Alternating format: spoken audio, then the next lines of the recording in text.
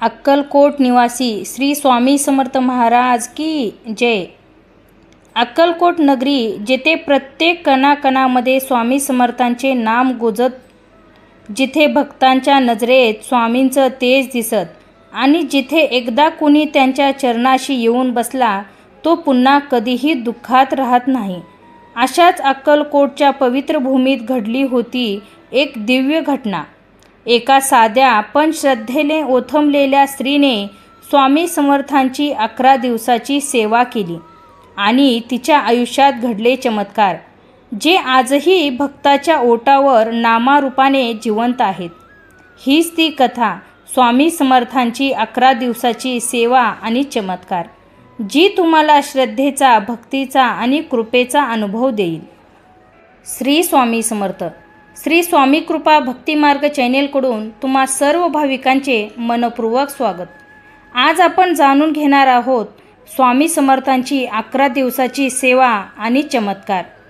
कथेला सुरुवात करण्या अगोदर चॅनेलवर जर नवीन असाल तर सबस्क्राईब करा आणि बेल आयकॉनला क्लिक करा, जेणेकरून तुम्हा सर्व भाविकांना अशा आध्यात्मिक नवीन कथेचा आनंद घेता येईल। चला तर मग सुरुवात करूया कथेला। श्री स्वामी समर्थ। जय जय स्वामी समर्थ। एकेकाळी सोलापूर जिल्ह्यातल्या एका छोट्या गावात लक्ष्मीबाई नावाची साधी पण अत्यंत भक्तिभावाने भरलेली स्त्री राहत होती। ती मनाने खूप श्रद्धाळू होती, पण तिचं जीवन मात्र दुःखाने वेढलेलं होतं। तिचा नवरा बऱ्याच दिवसापासून आजारी होता। घरात पैशाचा तुटवडा, मुलांना पोटभर अन्न मिळणंही अवघड झालं होतं।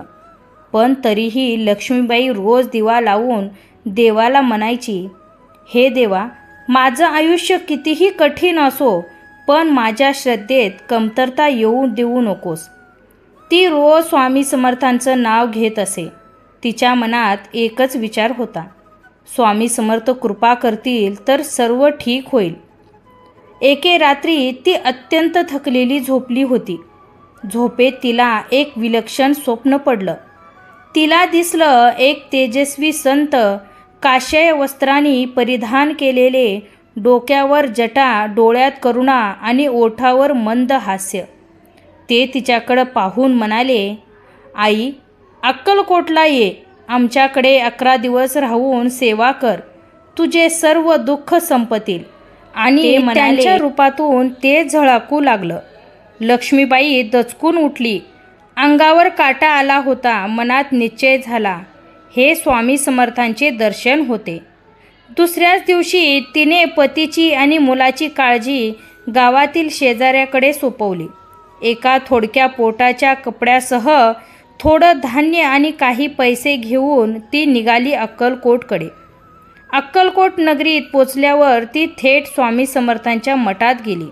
मठात भक्तांची गर्दी होती। कोण फळं घेऊन आलेलं, कोण आरती करत होतं, कोण नमस्कारासाठी उभे होते।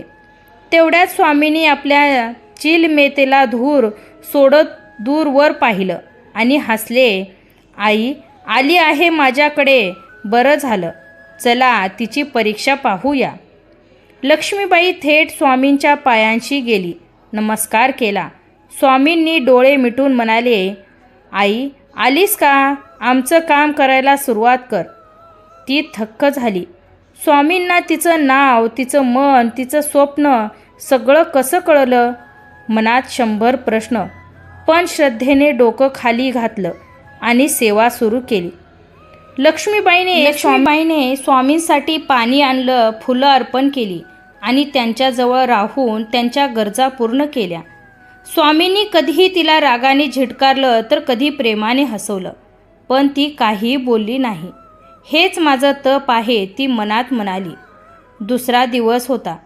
स्वामींनी अचानक तिच्याकडे पाहून विचारलं, आई तुझं घर किती मोठं आहे? ती म्हणाली, स्वामी माझं घर लहान आहे, पण मन तुमच्यासाठी मोठं आहे। स्वामी हसून म्हणाले, बघू खरंच तुझं मन मोठं आहे का? त्या रात्री तिच्या मनात अनेक शंका आल्या। मी बरोबर करते का? माझ्या घरी काय चाललं असेल? पण तरीही तिने सेवा चालू ठेवली। तिसऱ्या दिवशी ती सकाळी स्वामींनी तिच्याकडे पाहून विचारलं, आई तुझ्या घरी आज धूर दिसत नाही का? ती म्हणाली, स्वामी, घरात अन्न नाही, आज माझ्या लेकरांना काही खायला नाही.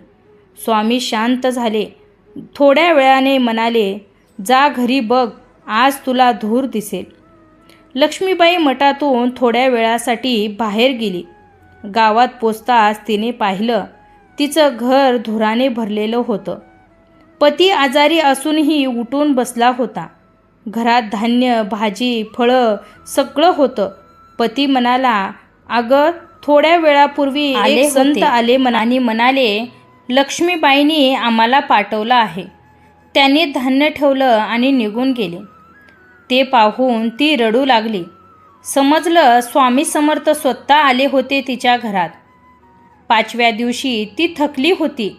दिवस रात्र सेवा करताना तिला ताप आला. शरीराने ती थकली. विचार केला, आज थोडा आराम करू. तेवढ्यात स्वामींनी दुरूनच आवाज दिला, आई, उठ, आमचं काम कोण करणार? ती कशीबशी उठली. पाय ओढत स्वामीकडे गेली. त्यांच्या चरणी बसली. क्षणात तिचं अंग थंड झालं. ताप गायब झाला. स्वामींनी तिच्या डोक्यावर हात ठेवला आणि म्हणाले, जो भक्त मनाने सेवा करतो त्याला शरीराचं कष्ट लागत नाही. 7वा दिवस उजडला. 7व्या दिवशी स्वामींनी तिला रागाने झिडकारलं, तू आमचं ऐकत नाहीस का? ती काही बोलली नाही. डोळ्यात पाणी आलं. रात्री ती मनोमन म्हणाली, स्वामी, मला रागवा पण माझी परीक्षा घ्या. मी तुमचं पाय सोडणार नाही.